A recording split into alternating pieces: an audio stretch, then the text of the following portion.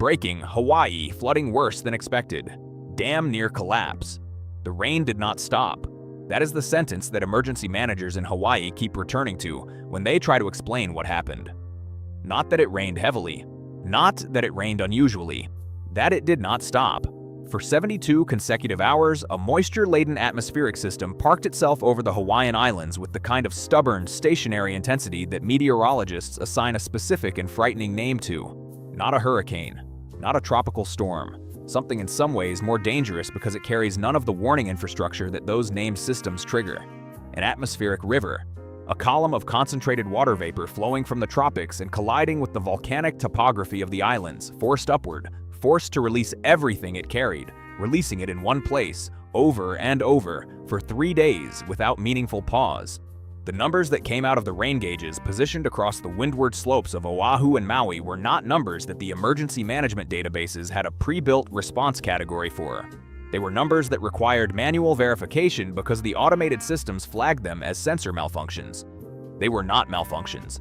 And by the time the third verification confirmed what the instruments were recording, the water had already found the dam.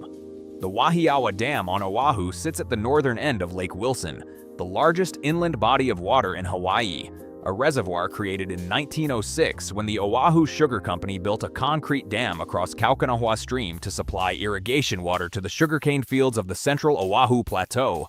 118 years of service. 118 years of holding back the water that accumulates in the watershed above it, releasing it in controlled quantities through gates and spillways designed by engineers who understood the hydrology of their era and built to the standards their era demanded. Those standards were not designed for what 3 days of atmospheric river precipitation delivered to the Wahiawa watershed. The reservoir reached full capacity in under 48 hours. The spillway activated automatically as designed. The spillway capacity, the maximum volume of water the overflow structure can safely pass downstream without threatening the dam's structural integrity, was exceeded before the rain entered its third day. And when the inflow rate into a reservoir exceeds the outflow capacity of its spillway, there is only one direction the water level can move. It moves up, against the dam face, against a concrete structure that is 118 years old, that has never been tested at the water pressure that is now pressing against every square inch of its upstream face, and that the Hawaii Department of Land and Natural Resources classified in its most recent safety inspection as requiring significant remediation work that had not yet been funded or scheduled. To understand why this particular dam in this particular location carries consequences that extend far beyond the flooding directly downstream, you have to understand what sits below it. The Kaukanahua Stream watershed that the Wahiawa Dam controls drains northward through the central Oahu Plateau toward the North Shore, passing through a corridor that contains some of the most densely concentrated residential and agricultural infrastructure on the island. The towns of Wahiawa and Halewa, the farming communities of the Waialua district, Highway 99 and Highway 803, the primary road connections between central Oahu and the North Shore. The United States Army's Schofield Barracks, one of the largest military installations in the Pacific, sits within the downstream inundation zone mapped in the dam's emergency action plan. Approximately 14,000 military personnel and their families live and work on that installation. If the Wahiawa Dam were to experience an uncontrolled release, the volume of water stored in Lake Wilson, combined with the volume continuing to fall from the sky, would move through that downstream corridor with a force and speed that the emergency action plan describes in terms that its authors clearly found uncomfortable to write. The words they used were rapidly inundating. The depth projections in the worst-case scenario reach 20 feet in the lowest sections of the downstream channel within the first 30 minutes of a breach event. The Hawaii Department of Land and Natural Resources Dam Safety Program has 130 regulated dams in its inventory across the Hawaiian Islands.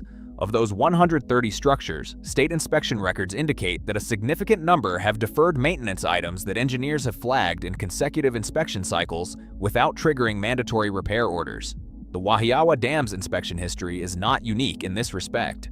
What makes it consequential is the combination of its age, its downstream population exposure, the condition of its spillway infrastructure, and the fact that it is now being asked to manage a precipitation event that exceeds the design basis flood used in its original construction and in every subsequent safety evaluation. The design basis flood is the largest storm event that a dam's spillway system is engineered to pass safely.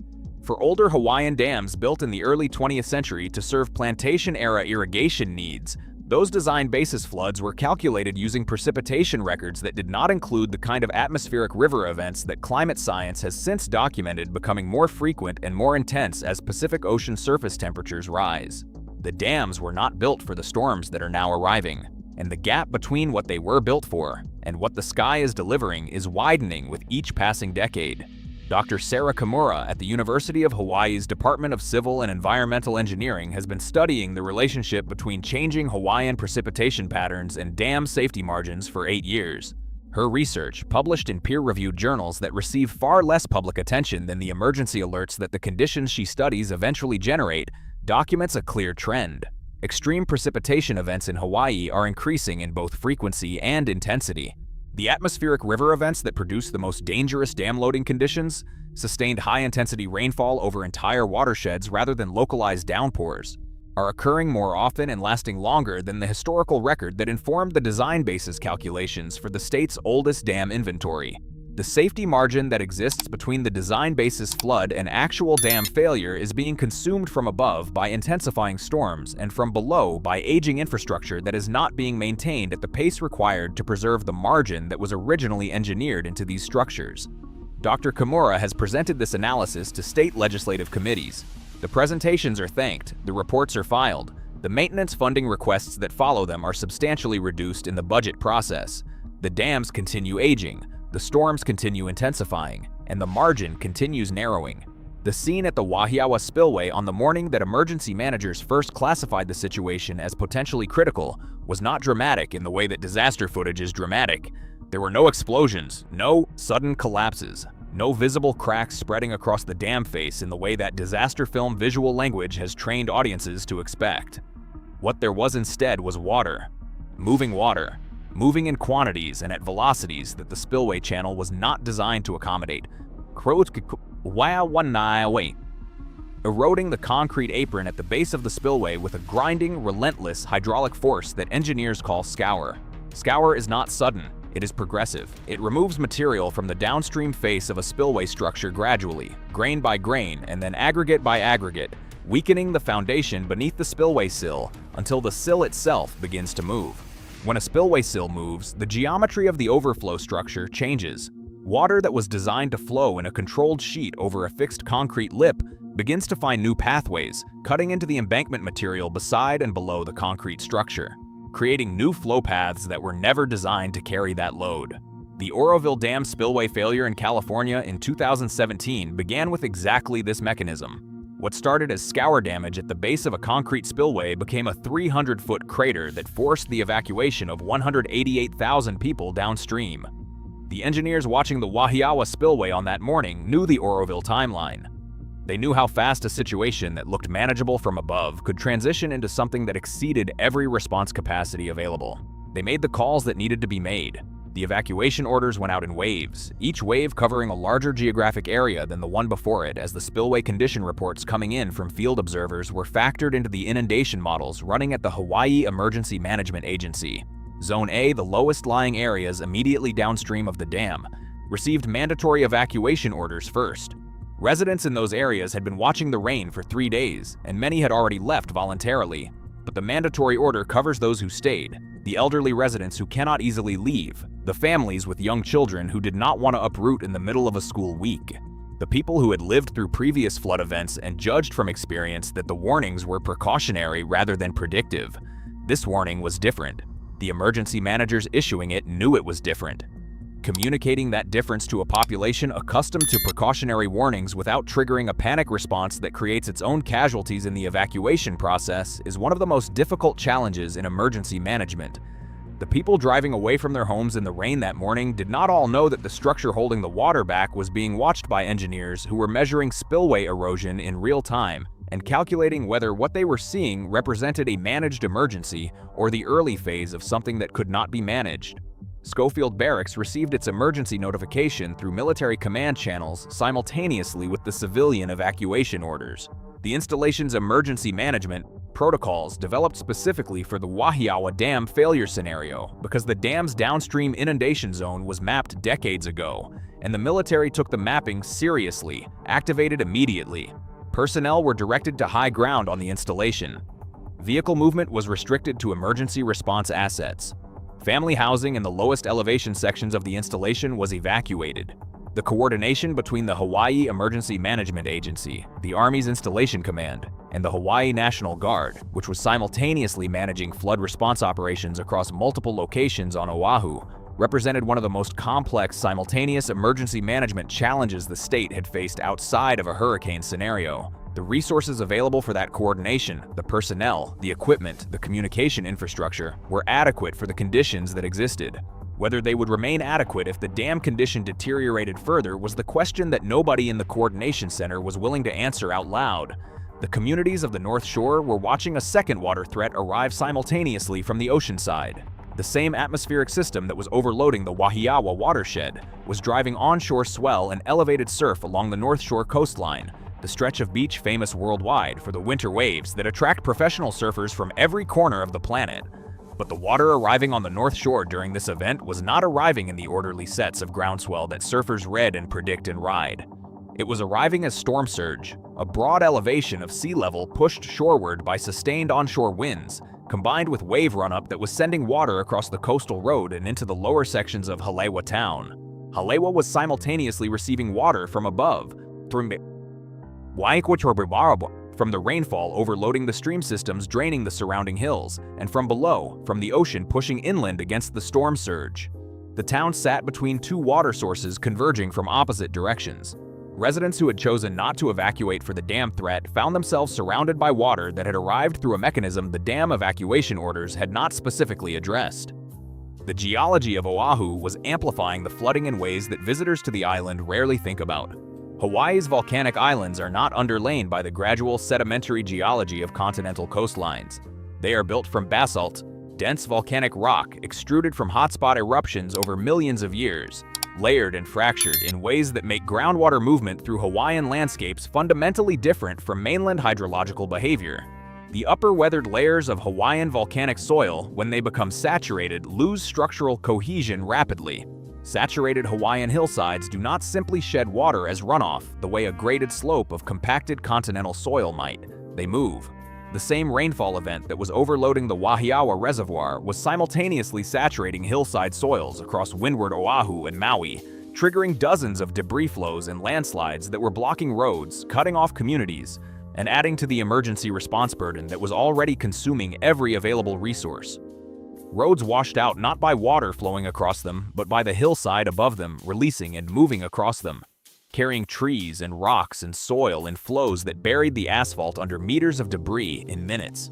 The communities cut off by those flows were no longer accessible to the emergency vehicles that were simultaneously being asked to manage the dam situation, the coastal flooding and the debris flow closures across a geographic area that the available response assets could not comprehensively cover.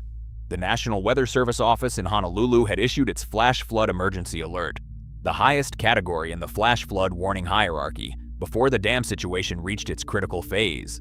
That alert communicated life-threatening flooding was occurring and that recipients should take immediate action to protect their lives. What it could not communicate, because the dam safety situation was still being assessed in real time by engineers whose conclusions were not yet final, was the additional layer of risk that a potential dam failure would add to a flooding situation that was already beyond the design parameters of the island's drainage infrastructure. The gap between the information available to emergency managers making real-time decisions about dam safety and the information being communicated to the public through official warning systems is not unique to Hawaii. It is a structural feature of how dam safety emergencies are managed across the United States.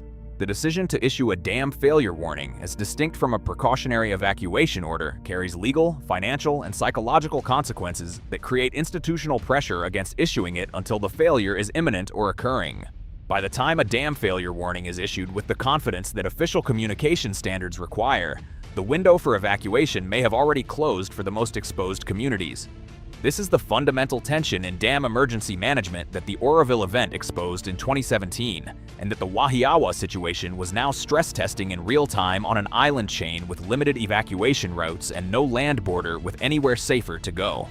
The agricultural losses accumulating across Maui and Oahu as the flooding continued were adding an economic dimension to the crisis that would outlast the emergency response phase by years. Hawaiian agriculture is not the scale of California's Central Valley or Iowa's Corn Belt in terms of raw acreage, But in terms of ecological specificity and economic concentration, it is extraordinarily vulnerable to flood damage. Taro fields and valley lowlands, flooded in ways that deposit silt and debris incompatible with the crop's cultivation requirements. Papaya orchards on slopes where debris flows had removed the topsoil and the root systems simultaneously. Coffee farms on volcanic hillsides where erosion had exposed the root zones of plants that take 3 to 4 years to reach productive maturity. The losses were not insured in ways that would make farmers whole. Agricultural flood insurance penetration in Hawaii is limited. The specialty crops that define Hawaiian agriculture do not have the commodity market structures that make crop insurance economically viable for most growers. The farmers watching their fields fill with water and debris were watching years of investment and livelihood disappear without a financial safety net that could cover the timeline of recovery. The tourism economy was absorbing a parallel shock. Hawaii's economy depends on tourism more completely than almost any other American state. The hotels along affected coastlines were managing guest evacuations while simultaneously receiving cancellations for future bookings from travelers watching news footage of flooding and making understandable decisions about where to spend their vacation budgets. The economic multiplier effects of reduced tourism flow across an island economy reach into every sector, into the restaurants, the rental car companies, the activity operators, the small retail businesses that exist because visitors arrive with money to spend. A major flooding event with sustained media coverage does not just cancel the bookings made for the week it occurs. It depresses forward bookings for months afterward as the destination carries the reputational weight of the footage that circulated during the event. The dam held. That sentence is the most important one in this story, and it needs to be said clearly before the implications of how close it came to not holding can be fully absorbed. The Wahiawa Dam held through the event. The spillway erosion that engineers were monitoring in real time did not progress to the point of structural failure. The rainfall began to moderate before the dam's safety margin was fully consumed. The water level in the reservoir began to drop as inflow decreased and the spillway continued to pass the volume it was capable of passing. The immediate crisis passed. The evacuation orders were lifted in sequence as the inundation risk projections improved. People returned to their homes. The news cycle moved on. But the dam that held through this event is the same dam that will face the next atmospheric river system to park itself over the Wahiawa watershed. It is older now than it was before this event. The spillway that experienced scour damage during the emergency has been assessed and the damage documented. The repair funding that was not available before this event has not automatically materialized because the event ended without catastrophic failure. The next event is not scheduled. The next event does not care about funding cycles or legislative sessions or the institutional momentum of deferred maintenance programs. It will arrive when the Pacific Ocean and the atmospheric circulation patterns that govern Hawaiian weather determine it will arrive. And the dam will be asked again to hold what falls from the sky above it against infrastructure that is 118 years old, that showed stress during this event, and that the engineers responsible for it know is not ready for the storm that was just slightly worse than the one that just ended. Hawaii exists at the intersection of natural beauty and geological precariousness that is unique in the American landscape. Islands built from volcanic eruptions rising from the middle of the world's largest ocean, shaped by forces of formation and erosion that operate on timescales that dwarf human civilization, governed by weather systems that draw their energy from a warming ocean that is changing the intensity of everything it generates. The dams built across Hawaiian valleys in the plantation era were engineering achievements of their moment. They solved the problems of their moment. They are now being asked to solve the problems of a different moment, one that their designers could not have anticipated and that the institutions responsible for maintaining them have not moved quickly enough to address. The water that pressed against the Wahiawa Dam face during those 72 hours of unceasing rain was not an anomaly requiring a one-time response.